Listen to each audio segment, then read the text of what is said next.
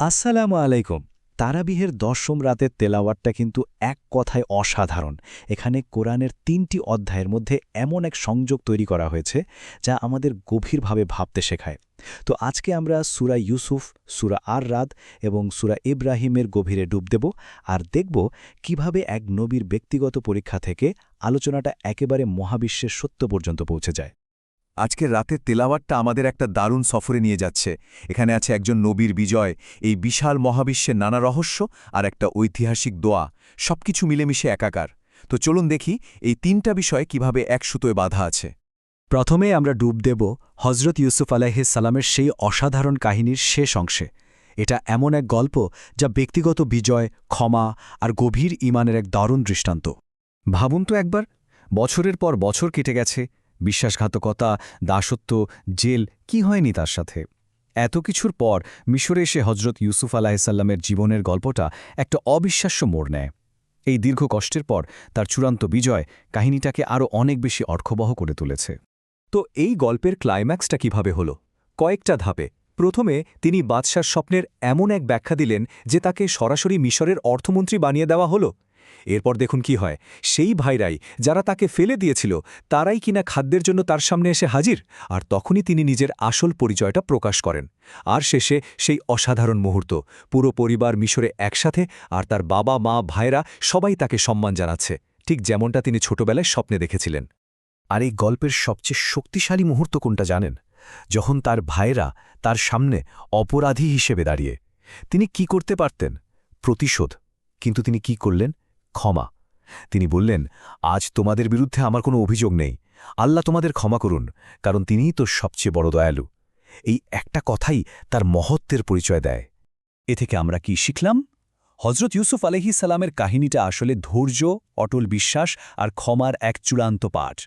এটাই আমাদের শেখায় যে এই গুণগুলো থাকলে শেষ পর্যন্ত আল্লাহর সাহায্য আর বিজয় আসবেই। এবার হজরত ইউসুফের ব্যক্তিগত জীবন থেকে আমরা আলোচনাটা একটা বিশাল ক্যানভাসে নিয়ে যাব। পরের সূরা আর রাদ আমাদের মনোযোগটা যেন মহাবিশ্বের দিকে ঘুরিয়ে দেয়, যেখানে চারদিকে ছড়িয়ে আছে সৃষ্টার চিহ্ন।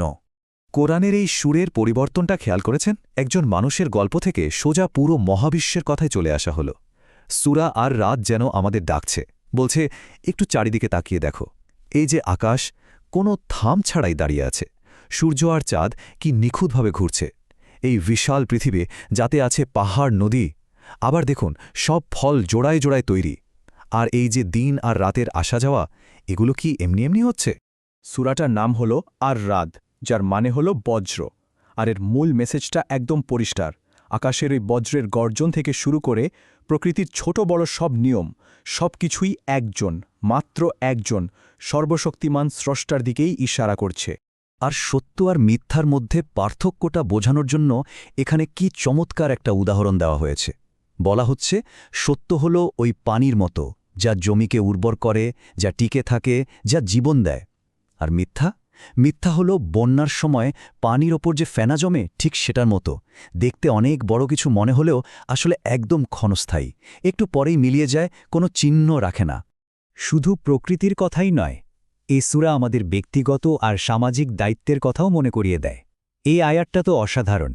আল্লাহ কোনো জাতির ভাগ্য ততক্ষণ বদলান না যতক্ষণ না তারা নিজেরা নিজেদের ভেতরটা বদলায়।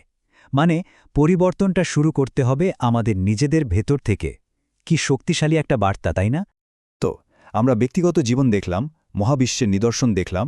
এবার আলোচনার শেষ পর্বে আমরা এই সব কিছুকে ঈমানের এক চিরন্তন কাঠামোর মধ্যে ফেলব। সূরা ইব্রাহিম আমাদের মনে করিয়ে দেবে বিশ্বাসের উত্তরাধিকার আর আমাদের চূড়ান্ত পরিণতির কথা। এই পর্যায়ে এসে তেলাওয়াতের সুরটা অতীত, বর্তমান আর ভবিষ্যৎকে এক সুতোয় বেঁধে ফেলে। এখানে ঈমানের যে একটা ধারাবাহিক ঐতিহ্য আছে আর আমাদের পছন্দের যে একটা চূড়ান্ত পরিণতি আছে, সেটাই স্পষ্ট করে তোলা হয়।